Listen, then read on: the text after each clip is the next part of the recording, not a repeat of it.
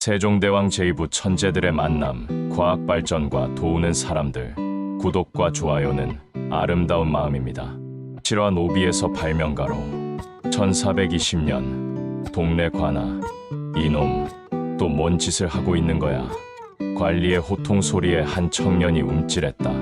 그의 이름은 장영실, 관청의 노비였다. 죄송합니다. 하지만 장영실의 손에는 이상한 기계 조각들이 들려 있었다. 이게 뭐냐? 물시계를 고치려고. 뭐? 내가? 노비 주제에 관리가 비웃었다. 하지만 그때 뒤에서 목소리가 들렸다. 잠깐. 박연이라는 관리가 다가왔다. 이것 좀 보자. 박연이 장영실의 작품을 살펴봤다. 그의 눈이 점점 커졌다. 이것은 장영실이 만든 물시계는 기존 것보다 훨씬 정확했다. 영실아, 너 이걸 어떻게 만들었느냐? 그냥 보고 있으니 어디가 잘못됐는지 보여서. 박연의 가슴이 뛰었다. 이 노비에게는 남다른 재능이 있었다. 영실아, 나와 함께 한양에 올라가지 않겠느냐? 예, 임금님께 너를 소개해드리고 싶다. 장영실의 인생이 바뀌는 순간이었다. 8화 왕이 된 발견자. 1421년 경복궁. 전하, 동네에서 특별한 인재를 데려왔습니다. 박연이 세종에게 보고했다. 특별한 인재? 노비 출신이지만 놀라운 재능을 가진 자입니다. 세종의 눈썹이 올라갔다. 노비에게 재능이 있다고? 들어오게 하여라. 문이 열리고 장영실이 떨리는 몸으로 들어왔다. 평생 처음 보는 임금님이었다. 고개를 들어보아라. 세종이 부드럽게 말했다. 장영실이 조심스럽게 고개를 들었다. 너의 이름이 장영실이라 하느냐? 예, 전하. 내가 만든 물시계를 보고 싶구나. 장영실이 떨리는 손으로 자신의 작품을 꺼냈다. 세종이 유심히 살펴봤다. 흥미롭구나. 이 원리가 무엇이냐? 물이 떨어지는 속도를 일정하게 만들어서. 장영실이 설명하는 동안 세종의 눈빛이 점점 밝아졌다. 영실아. 예, 전하. 오늘부터 너는 궁궐에서 일하게 될 것이다. 그리고 세종이 미소 지었다. 너의 신분은 신경 쓰지 마라. 재능 앞에서 신분은 중요하지 않다. 장영실의 눈에서 눈물이 흘렀다. 부와 불가능한 도전. 1432년 궁중연구소. 영실아, 이번에는 더 큰 도전을 해보자.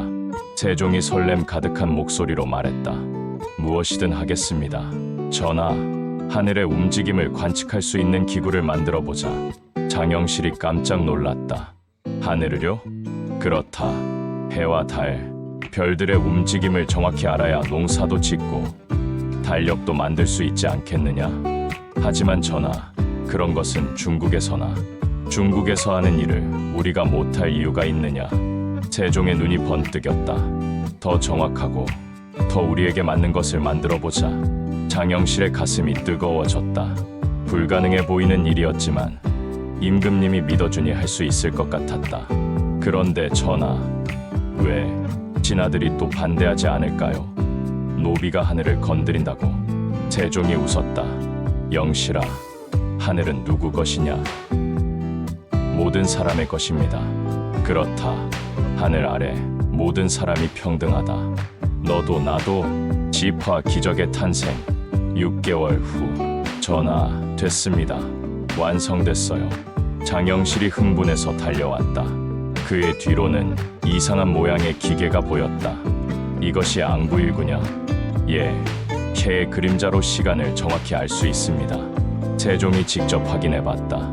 정말로 정확했다. 대단하구나. 그런데 이것만으로는 부족하다. 예, 비가 오는 날에는 어떻게 하겠느냐? 장영실이 머리를 긁적였다.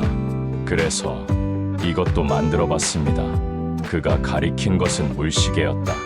하지만 지금까지 본 것과는 전혀 달랐다. 자경루라고 부르려 합니다. 물이 떨어지면서 시간을 알려주고 종도 자동으로 쳐줍니다. 세종이 감탄했다. 정말 신기하구나. 시험해보자. 종이 울렸다. 땡. 오, 정말 시간에 맞게 울리는구나. 그때 신하들이 몰려왔다. 전하, 저 노비가 또 무슨 이상한 것을. 하지만 자격루를 본 신하들의 입이 벌어졌다.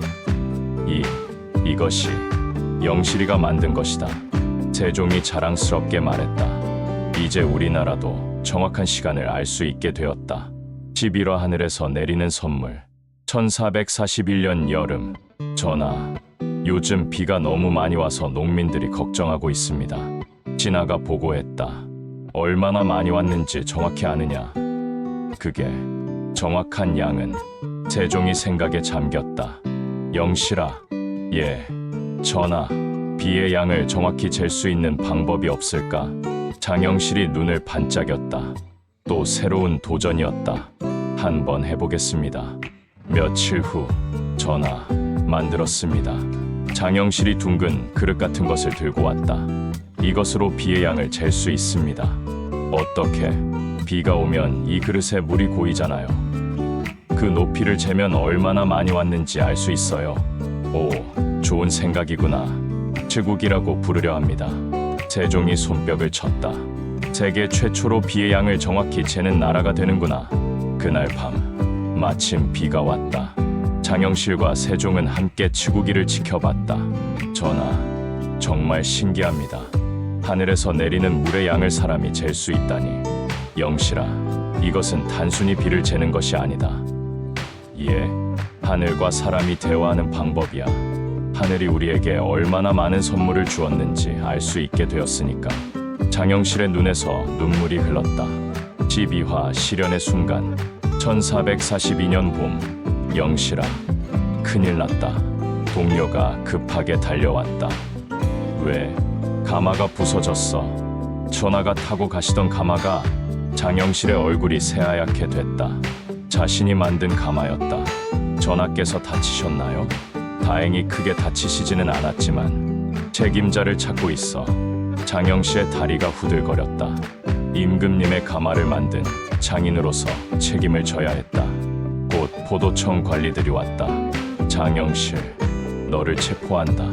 세종이 급히 나섰다. 잠깐, 영실이는 잘못이 없다. 하지만 전하, 가마 제작의 책임자입니다. 그렇다면 짐이 직접 조사하겠다. 세종이 부서진 가마를 직접 살펴봤다. 이상하다. 영실이의 솜씨라면 이렇게 부서질 리가 없는데. 하지만 신하들의 압력이 거셌다. 전하, 규칙은 규칙입니다. 왕족의 가마에 문제가 생겼으니 처벌해야 합니다. 결국 장영실은 귀양을 가게 되었다. 전하, 죄송합니다. 영실아, 이것은 내 잘못이 아니다. 곧 돌아오게 될 것이다. 하지만 장영실은 그 후 역사에서 사라져버렸다. 세종은 오랫동안 그를 기다렸지만 다시 만날 수 없었다.